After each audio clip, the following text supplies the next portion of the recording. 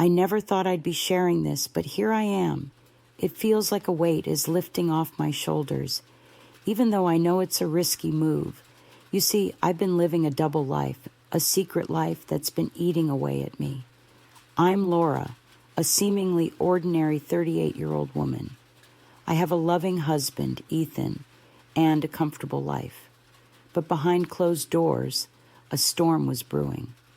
A few months ago, Ethan's son from a previous marriage, Ryan, came to stay with us for the summer.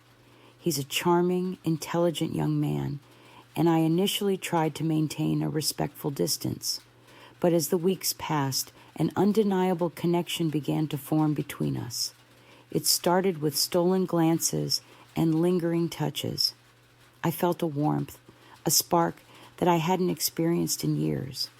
I was drawn to his confidence, his wit, his easygoing nature. It was intoxicating. I know what you're thinking.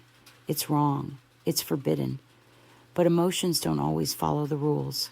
I tried to fight it, to push these feelings away, but the more I resisted, the stronger they grew. One night, when Ethan was away on a business trip, everything changed. We shared a moment, a look, a touch that ignited a fire within us. It was a moment of pure, unadulterated passion. I'm not proud of what happened. I'm ashamed, heartbroken, and lost. But I can't ignore the truth any longer. I'm living a lie, and it's tearing me apart. I'm hoping by sharing my story, I can find some peace, some understanding. I know this isn't the kind of story you expected. It's a dark, twisted tale, and I'm not sure where it's going to lead. But I'm taking a leap of faith, hoping that by sharing my truth, I can begin to heal. The rain lashed against the window pane, casting an eerie glow on the old movie flickering on the TV screen. Ryan and I were alone, the silence between us growing thicker with every passing moment. It wasn't just our bodies drawing closer, but our souls, entangled in a dance of unspoken words and stolen glances. As the credits rolled, Ryan turned to me, his eyes holding a warmth that sent shivers down my spine. "Laura," he began, his voice barely a whisper. I've never felt so connected to anyone. My heart pounded in my chest, a frantic rhythm echoing the drumming rain. I should have pulled away, created distance, but I was frozen, caught in the undertow of his gaze. The silence stretched, heavy and expectant. Ryan's hand reached out, hovering inches from mine. I couldn't bear the intensity of the moment, the unspoken promise hanging in the air. "It's late," I managed, my voice trembling. "I should go to bed." Ryan's expression was a study in disappointment, 1,000 unspoken words etched across his face. I fled to my room, my mind racing. The night stretched before me, a canvas painted with the vivid hues of what could have been. Sleep was elusive, my thoughts consumed by the lingering warmth of his touch, the unspoken promise, and the bittersweet taste of missed opportunity. The weight of my decision pressed down on me, a heavy, suffocating burden. Betraying Ethan was unthinkable, yet the pull towards Ryan was undeniable. How could I extricate myself from this tangled web of emotions?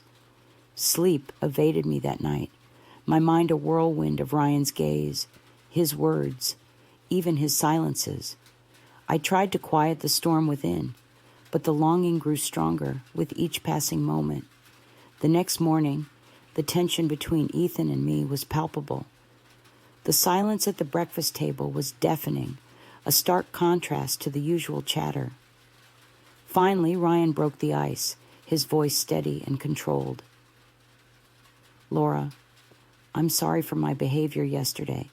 If I made you uncomfortable, I apologize." His words, though sincere, opened a dangerous path. I wasn't uncomfortable. I lied, my gaze fixed on my coffee cup. The words hung heavy in the air, a flimsy veil over the truth. From that day forward, our conversations were cautious, measured, every word weighed and considered. Beneath the surface, a different kind of tension simmered, a secret longing that neither of us dared to voice. One afternoon, while Ethan was nearby, Ryan cornered me in the kitchen. His voice was low, his words careful. "Laura, we need to act like a family in this house, but sometimes I find it hard to see you as just a stepmother." My heart pounded in my chest. The proximity of Ethan added an extra layer of complexity to the situation. "Ryan, do you realize what you're saying?" I managed to ask, my voice barely a whisper. Even as I posed the question, I questioned my own intentions. I should have shut it down, nipped it in the bud. But a strange curiosity pulled me in, a desire to understand the depth of this connection. Ryan's response was swift and honest. "I know, Laura, but these feelings are consuming me." His words hung heavy in the air, a stark reminder of the dangerous path we were treading. The aftermath of that conversation cast a long shadow over our interactions. Ryan's subtle gestures, his lingering glances, spoke volumes, even as his words remained guarded. Ethan's presence forced me to bury these emotions deep within, but I knew that such suppression couldn't last forever. One evening, as Ethan was away on a business trip, Ryan approached me. "You know, I really feel at home here," he said, his voice filled with a strange innocence. Yet, beneath the surface, a deeper meaning lurked. His struggle with these feelings both intrigued and frightened me. The house was eerily quiet on one such night, the rhythmic patter of rain against the window pane only amplifying the tension within. Ryan had retreated to his room, leaving me alone with my thoughts. A nagging unease gnawed at me, a mix of guilt and the pressure of Ryan's presence. I headed to the kitchen for a glass of water, hoping to shake off the unsettling feeling. A sudden rustling from the garden caught my attention. Buddy, our usually calm dog, was barking frantically. Curiosity piqued, I stepped outside to investigate. As I adjusted his leash, I sensed a presence behind me. "Laura, what are you doing out here?" Ryan's voice was calm, but his eyes held a curious intensity. "Buddy was barking, so I came to check on him," I replied, my voice trembling slightly. He moved closer. "Is everything okay? You seem a bit tense." The distance between us was more than physical. It was emotional. As he spoke, the barrier began to crumble. "Laura, sometimes I feel like everyone here is hiding a secret," he confessed, his eyes filled with a mix of confusion and concern. "What do you mean?" I asked, my heart pounding in my chest. The question hung heavy in the air. "Ryan," I began, my voice barely a whisper. "What do you mean?" I tried to ignore the undercurrent of his words, to look away, but the damage was done. His implication, a subtle yet powerful suggestion, had shaken me to my core. His gaze held mine, a silent intensity that sent shivers down my spine.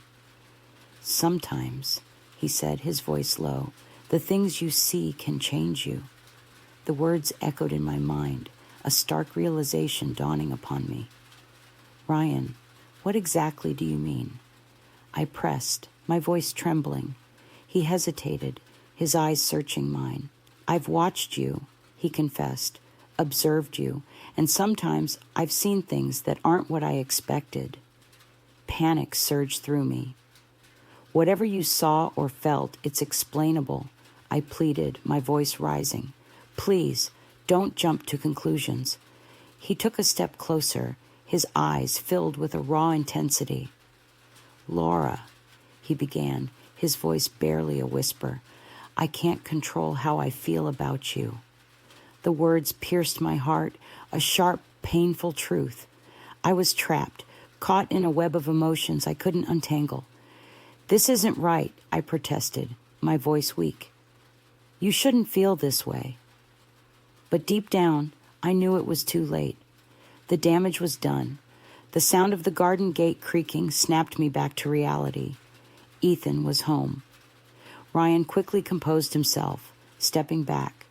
As Ethan entered, his smile warm and inviting, I was left frozen, grappling with the chaos within. "Hey, what are you two doing out here?" "It's a bit cold," Ethan remarked, his voice casual. "We were just checking on Buddy," I replied, my voice strained. As we retreated inside, the tension between Ryan and me hung heavy in the air. Ethan seemed oblivious, but I knew this couldn't continue. I had to confront the truth, no matter how painful it might be. With Ethan away on another business trip, a sense of unease settled over me. The tension between Ryan and me had reached a fever pitch. I knew I had to end this, to be honest with Ethan, with myself. But the fear of the consequences held me back. His gaze, heavy and expectant, pierced through my defenses. Every silent moment, every stolen glance, was a silent confession. The tension between us was palpable, a ticking time bomb threatening to explode. That night, alone in the kitchen, I yearned to break the silence. But words failed me, trapped in the labyrinth of my conflicted heart. Ryan's eyes, filled with a longing that mirrored my own, urged me forward. We were on a dangerous path, a path with no clear destination. "Laura," he began, his voice barely a whisper, "I think we both know what this is." The truth, long buried, surfaced. I couldn't deny it anymore. "Yes, Ryan," I admitted, my voice trembling. "I know." A heavy silence fell between us, a shared secret that bound us together. The world seemed to hold its breath, anticipating the next move. "Feeling this way scares me," he confessed, his voice raw with emotion, "but we can't run from it." Tears welled up in my eyes. I had suppressed these feelings for years, fearing the consequences, but in that moment, I felt a strange sense of peace. We were embarking on a dangerous journey, a leap of faith into the unknown. The sound of the door creaking jolted me back to reality. Ethan was home. We quickly composed ourselves, pretending to be engrossed in a casual conversation. "What are you two doing here? It's cold," Ethan remarked, his voice filled with concern. "We were just checking on Buddy," I replied, my voice strained. As we walked away, the weight of our secret hung heavy in the air. We had crossed a line, a dangerous line. The future was uncertain, but one thing was clear: our lives would never be the same. The sound of the door creaking jolted me back to reality. Ethan was home. I quickly composed myself, forcing a casual smile. "What are you two doing here? It's cold," Ethan asked, his voice filled with concern. "We were just checking on Buddy," I replied, my voice strained. My eyes darted away from Ryan's, a silent plea to maintain the facade. We both knew the truth, a secret buried deep within our hearts. Ethan seemed oblivious to the tension, but I could feel the undercurrent of our unspoken connection. Ryan's feelings for me were undeniable, a force that threatened to consume us both. The question lingered: how long could we maintain this delicate balance? What lay ahead?